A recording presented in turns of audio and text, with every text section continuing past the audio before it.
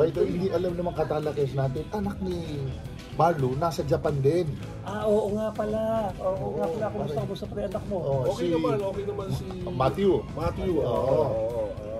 Nakapito pa rin ng 2 years. Anong team yan, pre? Yun ang hindi ko masyadong kabisado yung mga team. Yung dati, pre. Parang yung dati. Hindi ko na rin matandaan. Nakasulat Japanese character eh. Sabi ko, pare, baka sabi ko, baka hindi nagpapadala. Kasi, nakalimutan na yung team, hindi nakakausa si Marlo. Ang nababasa lang yata ni Mario, lapad. Pare, ano ang advice mo sa kanya, lalo na, mag-isa yun doon? Unang-una, kailangan, kasi iba training daw nila doon. Talaga, umaga hanggang hapon eh. Ilang oras, pre? Lahat.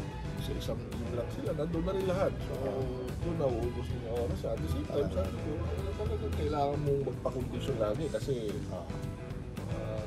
alam naman natin na ang import sa Japan, halos, baga, katapatan mo dyan, puro big man din na puti, Amerikano, itim, mga European, so... Si Matthew is around 6. Mga 6'8 din, mga 6'8, 6'9 din. Halos ano rin. Tsaka, pare, Japanese citizen.